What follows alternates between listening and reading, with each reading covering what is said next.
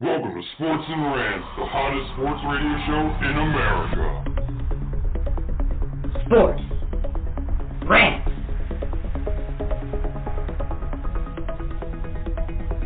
Breast.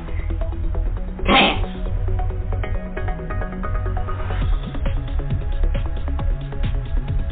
Sports. Rants. Breast. Pants.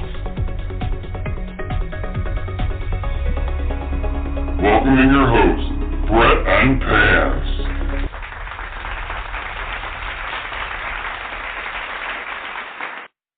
And we are live with former 76ers, Steve Mix. How are you doing today, Steve? I'm doing wonderful today. How you guys doing? We're doing great. Thank you for calling in. Yep. All right, so first we want to start off with asking you the question. You played in the NBA, and now you're coaching women's basketball. What's the difference between the two games? You mean other than the fact that one's played above the rim and one's played below the rim? Yeah. I mean, that seems to be. I mean, there's a whole lot of difference. There really is. I mean, you're talking about above the rim, below the rim, the speed of the game, everything. I mean, every aspect of the game is a little bit different, even from the shooting aspect to the ball handling. Everything seems to be a little bit different. There's an awful lot of teaching that goes on at this level. You almost have to every single day. You've got to teach them one or two things that they can get proficient at, and that's the hard part from this job as compared to the NBA, where you, as coach of an NBA team, you would hope some of those guys come in with some skills that you can work with, and you have to develop them too. But they're a little further advanced. So why did you choose to work at Trine? Well, I mean, it was. I've been coaching girls basketball for a long time, coaching my daughters in AAU and stuff like that, and I enjoyed that. And I was, once I got through broadcasting in Philadelphia with the Sixers, I did Mid-American Conference games for 5 years, and then all of a sudden, a couple of years ago, when that broadcast season ended with a MAC tournament, I got a call from the men's coach over here at Trine University and asked me if I wanted a job because the women's job just opened. And as I said, I was coaching women for a long time in AAU, and I enjoyed it. And when I came over here to chat with everybody and the president says he was interested in winning. And I mean, I'm not going to take a job if people aren't interested in winning. It's a little different win situation here at D3 than it is at D1 and D2, but you know, as long as somebody wants to win, then I'm willing to give it a full effort and do the best I can to help the program win. Would you be willing to take a coaching job in the NBA if offered, especially with the Sixers as an assistant coach? Yeah. That'd be like one of those, like Larry Brown used to say, that'd be a dream job of mine, you know. Larry had every dream job imaginable, but that would be a lot of fun. I mean, you know, come in as an assistant, be a developmental coach, and I mean, I've been developing players now for over 25 years since I got out of the game. The interesting thing is somebody took the time to develop my skills from A to Z, and I've been doing the same thing for 25 years now, developing player skills. You know, there's a step process in each skill development, and you have to go each step by step, and whether it's the bigs or the perimeters, you know, you've got to be able to develop each and every step from running to the rim, how to turn, how to pivot when you're running to the rim, how to catch the basketball, the moves underneath, you know, where and the point guard makes a move, where do you go? Can you drive it to the hoop? Do you need a power layup? How do you seal? Stuff like that. Well, you were the MAC Player of the Year when you played, and you also have your jersey retired at Toledo. How is that, and are you recognized there when you walk on campus there? Yeah, for the most part. I mean, you know, that was a long time ago when I played there. Obviously, a lot of the younger students and stuff like that, they still have no idea. It'd be like sometimes Doc walking down the street in Philadelphia. You know, some of the younger people may not know who he is, but the older people, the ones that were around when we played, certainly know who we are. Now, how is that game different playing in college to the pros? Well, it's a lot faster. I mean, when I was in the NBA, I had when I was in college, I was strictly a low post player, back to the basket, at 6'7", 225. Then when I got into the NBA, I had to learn how to play the perimeter game, and that's why I was cut 5 times before I got from Detroit to Philadelphia. But I had a friend of mine by the name of Butch Comize, who was a lefty and a point guard for the Knicks and the Pistons when I was trying out, and he basically took me under his belt and showed me how to play the perimeter game. And 1 or 2 dribbles from 18, 19 feet is all you need max, and all the moves that go along with it, from jump stop to running hook shots to up and unders to spin moves back and all that kind of stuff. So things you have to learn. And once Butch retired, I mean, my whole objective once I came to Philadelphia was to take one new move every year back with me, whether it was on the low post or the perimeter, because there's nothing worse than a scouting report that says you only do 1 or 2 things. So my whole objective was to have more moves than they could figure out and to try and stop, because if you stop me going one way, then I could go the other way. One thing that must be good about where you work now is that you're close to home. You were close to home even when you were drafted. Did that make you happy that you were drafted close to home? Well, I mean, that actually made it very nice, because, as I said, a guy by the name of Butch Comize, who was playing for Detroit at the time, he was living in Toledo as well, and I was living in Toledo. It was less than an hour drive up to University of Detroit, where we practiced, and less than an hour drive up to Cobo Hall, where we played in downtown Detroit. And now I'm about an hour away from school here, living in Perrysburg, Ohio. So I mean, it's nice to be close. I enjoyed being in Philadelphia immensely when I played there, when I broadcast there. It was a lot of fun because, right now I've got three kids back in the area, and Derek, Stephanie, and Courtney, and my my youngest son lives down in Fort Worth. But yeah, I enjoyed the heck out of that, and it'd be fun to kind of get back to Philly a little bit and work with the Sixers. That'd be kind of cool, or one of the colleges back there. So you talked about possibly working with the Sixers or a college around here. What would you bring to like a team like the Sixers, who seem to be struggling right now? They are struggling a tad, but you knew that going in that was going to be the process. I mean, that's once you started seeing some of the trades and everything, and some of the guys they were bringing in with their contracts, you knew that this year was going to be a struggle for them. I think Brett's done an outstanding job with what he's got, but they really need, and I'm positive they work on developing the players every single day. But it seems some players have a tendency to think there's a ceiling. You've got to be able to convince players that ceiling is breakable, and you've got to go above and beyond that ceiling if you really want to be a good college player or an NBA player. How did it feel when you were drafted? How did you celebrate? I didn't. I mean, I went up and signed the contract, got my minimal bonus check, and that was it. I mean, there was no, back in '69, there was no like major TV program or anything. I think I got a call from the Toledo Blade. How's it feel to be drafted? That's great. Cool. Okay, thanks a lot. Then you go work out the next day. So there was, you didn't go to New York. There was nothing there. It was just they called you up on the phone and said we draft you in the whatever round it was. For me, it was the 5th round. So you kind of go from there. To go back to the Sixers and Brown, how do you feel as though they will do in the next few years with him? Well, obviously I'm a big fan of Pop, and I think he does some outstanding things. First of all, his demeanor on the court with the players is outstanding. His relationship with the players is outstanding. And first of all, you need that in order to get the respect of the players. You every once in a while but he has a veteran team, and that's I think the trick with that. And he's won some championships. I think Brett coming from San Antonio, that was an outstanding hire, I felt. And if you're looking for a coach to come in that can take a hit for a year or so, and then but now you've got to go out and get players. It's been a couple of years since that team's been in the playoffs, and you've got to go out and now show the fans that hey, we're really trying to win. We got to go out and get a they'll get a good draft pick this year. They've got to get a free agent and kind of go from there. They've got to put some wins up on the left column and see how it goes from there.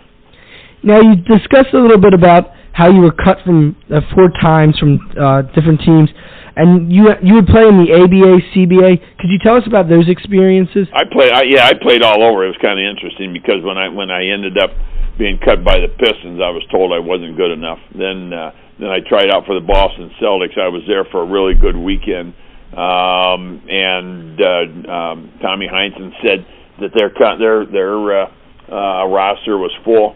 I saw a good football game in Old Miami at New England. They took me to Monday. I got cut. Tuesday I went home. About a week or so later, I went out to Denver. I was there for an extended period of time, but the ABA, all their contracts were all guaranteed in Denver. I got cut from there. So at that point, following summer, I tried out for Philadelphia 76ers. That was a year they were 9-73, and we all know what happened that year with the coach, who only lasted about 20 games before he got whacked.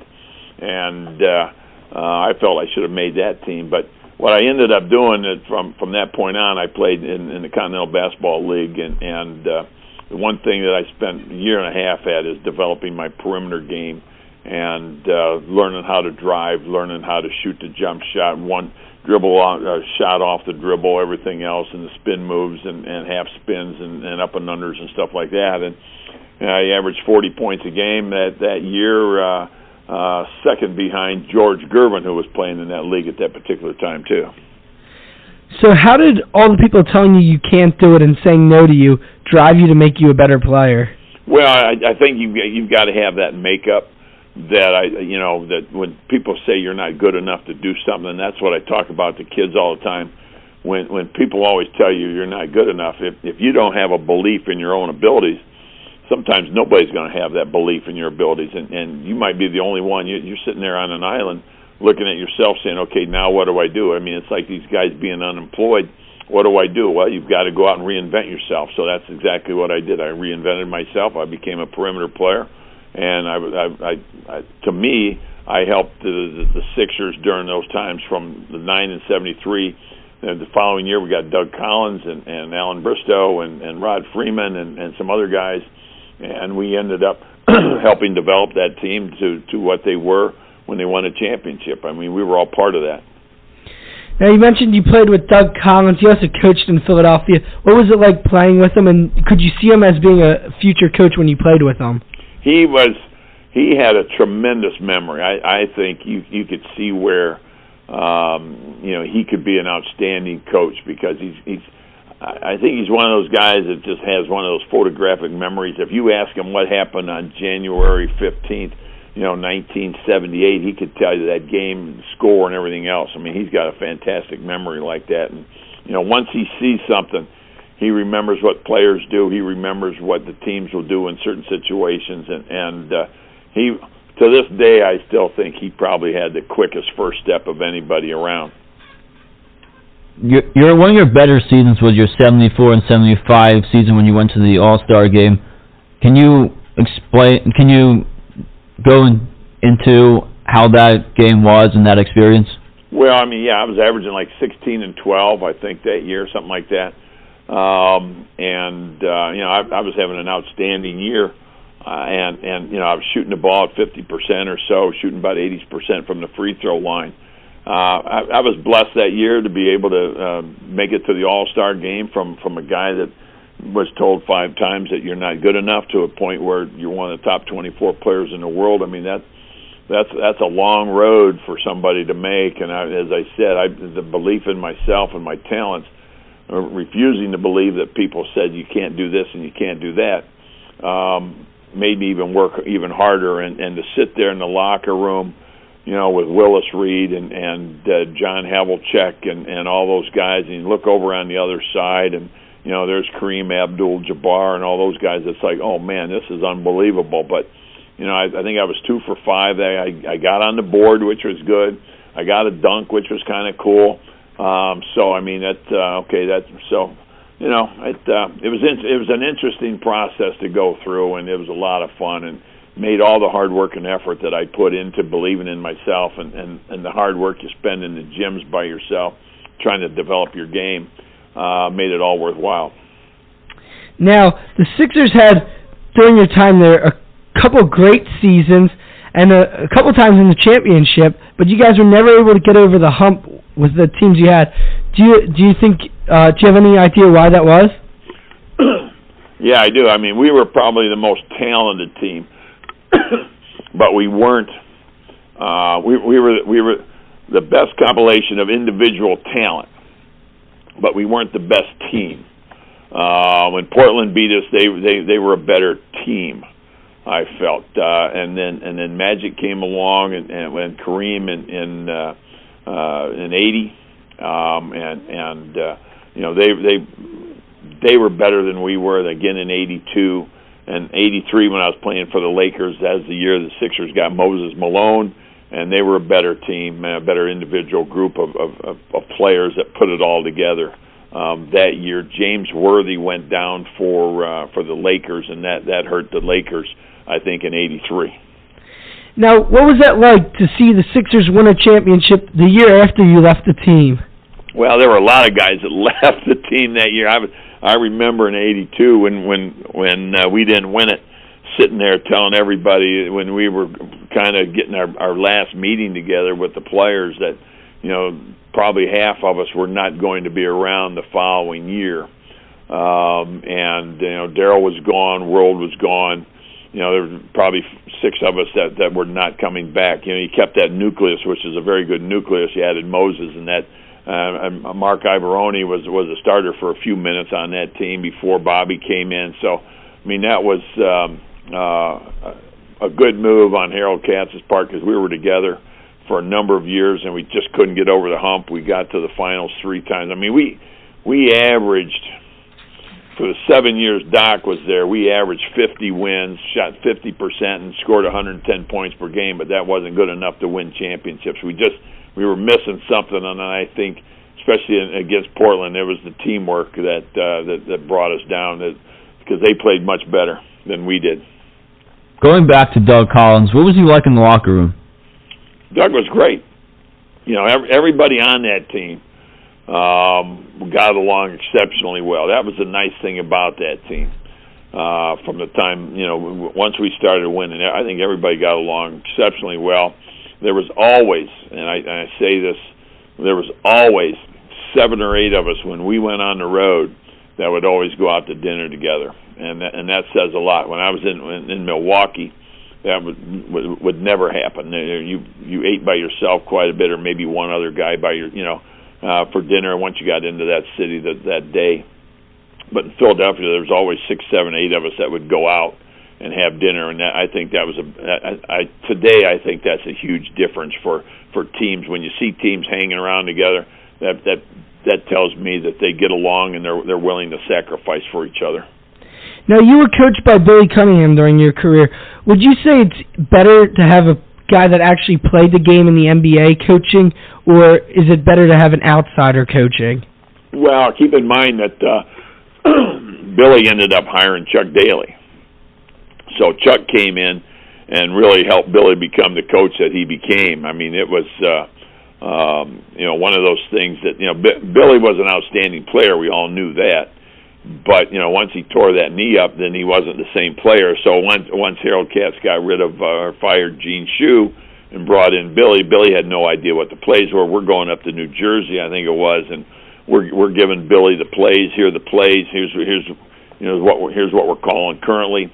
I mean, he got on the bus. Okay, let's go. We got a game in 3 or 4 hours, something like that. So we're going through the plays and with him, and from that point on, when he was learning the plays and calling them out, I think those first couple of games we were basically calling our own plays, and then he started getting them down and figuring out who could go where and do what, and then with Chuck Daly that helped considerably as well.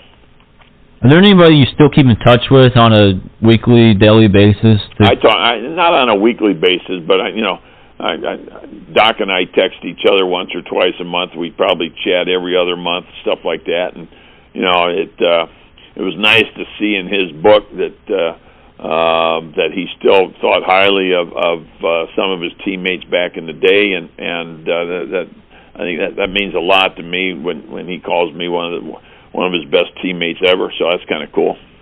Now, you got to, on the road, room with Doc. How was that experience? That was a lot of fun. I mean, we ended up, what got us together initially was our wives. Our wives started sitting next to each other. They became good friends, Turquoise and my wife, Mary Alice. And they became good friends, and then Doc and I became good friends, and we started hanging around each other. And after it was like, okay, you want a room together? And that was pretty cool. We had a great relationship, and to this day, those were fun times that we had together. A lot of good conversations. We had a lot in common as far as our time we ate. From the candy we would eat before we'd go to bed to the pop we would drink and that kind of stuff. So we had a lot in common, as I said, and I think that helped our relationship considerably. Do you have any funny stories about when you roomed with them? Not really. No. I do, but those don't go over the air. Too embarrassing? No, they're not embarrassing at all. I mean, I was the one that always answered the phone for him, so I had no idea who was calling because he would never answer the phone, so I'd always do it in his voice, like, hello, this is Julius, stuff like that, and finally he'd rip the phone out of my hand and give me that phone, who are you talking to? So, I mean, we had a lot of fun, a lot of laughs when we were rooming together. Was he one of the best players you've seen play? Yeah, I mean, there's no doubt about that. I mean, keep in mind that, when I would play, obviously in Philadelphia, he was the best player I ever played with. And then you're out in L.A. and you had a chance to play with Kareem and Magic, and that was extremely interesting too when they took me under their wing and asked me on their first road trip if I wanted to go to a movie with them, and that told me once again that here's a whole team going to a movie. Steve, you want to go? Yeah, I'd love to go with you guys, and that was pretty cool. Well, you just mentioned about Magic and Kareem and Dr. J. You played with a lot of great players in your career. Who had the most impact on you? I think Doc probably did. I mean, there was, just because I played with him for 7 years, and and we roomed together for such a long period of time on the road when we played, and we did some stuff in the summer together and everything else. So I would say he had the biggest impact on me. I mean, we guarded each other in practice and everything, and I'm hoping I made him a better player. I know he made me a better basketball player in practice, and because his athletic ability against a guy that could barely jump over the Saturday Enquirer, it made me a better basketball player. Now, during your career, you were given the nickname Mayor of Mixville. Could you explain that a little bit? Well, growing up, basically my shots were on the right side of the court. So growing up, every time I went out on the driveway to work on my game, that's where the garage door was. So I would throw the ball off the garage door and catch it and make your move on the right side. Then when and everybody, once I got to the NBA, that's where my low post was. That's where my perimeter game was. Doc was on the left side. I was on the right side. So Bill Campbell coined that Mayor of Mixville. And at one point, that city was pretty big. It's kind of a ghost town now, though. But it is what it is. But that was my spot. 18, 19 feet on in because there wasn't any three-point line, and I knew exactly what I could do from that point on and drive it to the hoop and the moves I could make off one dribble and go from there. So I was pretty effective on that right side, I thought. When you were playing, did you ever think, I can't believe I'm in the NBA right now? Did that moment ever hit you? Yeah, that does. It hit you, especially when I got to Philadelphia. That you don't think about it the first time through when you're with Detroit, because that was kind of a dream you have growing up. I think everybody that plays in the playground or plays somewhere has that dream at some point. But then when I got cut and then I got back into it, it's like, oh my gosh, this is I'm back in it, and all that hard work. You look back and you take a deep breath, and then sitting there in the All-Star game in that locker room with those guys, it's like, wow. I mean, this is unbelievable that this is continuing to happen. That I get to play a game that you love, that you grew up with, and you love playing out in the snow and shoveling off the driveway. All that hard work has paid off, and that was pretty cool. What's your most memorable moment of your career? I think playing in the All-Star game, being named to that. because as I just said, I mean, just working hard. You know, any time, and it doesn't matter what you're doing in life.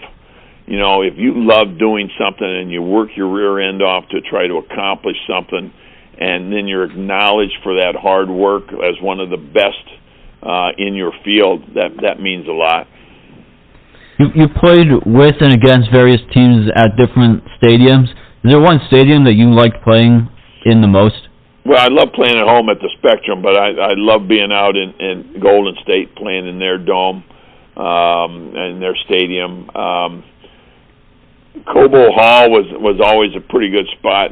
Madison Square Garden, although I don't know how many good games I had there, but that was a very interesting area, the arena to play in. And then obviously the old Boston Garden, where we swear that Red Auerbach loosened the buckets on one end and tightened them at halftime on the other end just to favor his team, and the old nails in the wood to hang your clothes on, and the rats running around, and the dead spots out on the floor. I mean, that was always an interesting spot.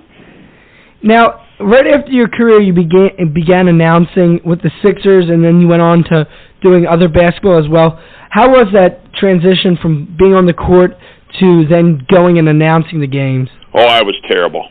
I was a terrible, and some people probably are sitting there now saying, "Oh, he was terrible when he did Sixers games." But you know, the first couple of games I did, you know, I had no idea how to prepare for it because I didn't that wasn't a major of mine. I didn't feel like that was what I was going into, but somebody called me. University of Toledo, I did a couple of those. I did a couple of Detroit Pistons games, and then, you know, fortunately, I got to do some games in Philadelphia. Hubie Brown was doing games, and he only could do half of them. And you know, you get your prep work down, you get your conversations, you go to shoot-arounds, you get your conversations with the opposing coach and some of the opposing players, and be able to talk about the game. And if you know the game, it's a lot easier, what they're trying to run and everything else. I mean, today's game, Popovich and probably 4 or 5 other coaches run some intriguing stuff, but everybody else is, you know, ISOs, pick right, pick left, pick center, that kind of stuff. So, I mean, it's probably an easier game to broadcast today than it ever was.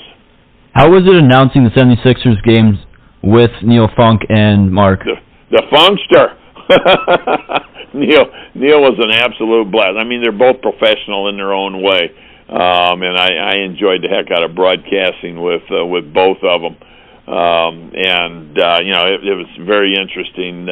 Mark is a very professional broadcaster, and I'm glad to see he's still doing the games. And you know, you've got Neil Funk, who's now doing the Chicago Bulls games. He's been over there for a long period of time, so I'm glad to see both of them doing well and still enjoying themselves broadcasting games. As we wrap it up, one last question. What do the fans not see in the locker room with the teams and just the friendships that they have? Well, you know, one thing is, you know, it's like that Vegas commercial. Whatever happens in Vegas stays in Vegas, and it should be whatever happens in a locker room stays in a locker room. And that's pretty much the way we were. I mean, there's some heated conversations that go on, but the thing you have to realize is those conversations like that are amongst friends. So you get into a heated conversation, you're still going to go out and have a burger at Wendy's or go over and get a cheesesteak across the street at Larry's if you have to. Is Larry still open, by the way? Yeah. There you go. He had great cheesesteaks. I'm telling you, that was a great spot. So, I mean, you go over there and get a cheesesteak and have a pop, and everything's forgotten. But, you know, you get some heated battles going out on the court, and that's what makes you better. And you realize that everybody's trying to stay in this league and do the best they can. You know, you see guys today, I don't know how much heated conversations go on, but I mean, those were good times. You're just trying to improve the team and make everybody better by letting them know you've got to do this, you got to do that, and nobody took it personally, and that was kind of cool. All right, before we go, do you have any last words for the city of Philadelphia? No, I mean, I love the city of Philadelphia. As I said, I've got three kids there. My oldest son, Derek, Stephanie, who went to Drexel, and Courtney that played at Villanova. Derek's an attorney there in Philadelphia, and It's a great town. When we got there in '73, I mean, it wasn't a great town, but as the years progressed and I played there, that town just became much better and better and better, and it's one of the best cities I've ever been in. All right, thank you, Steve, for coming on with us. We very much appreciated it. And all right, guys. We hope to have you on again sometime. No problem, guys. Give me a call anytime you want. Appreciate it. Thanks.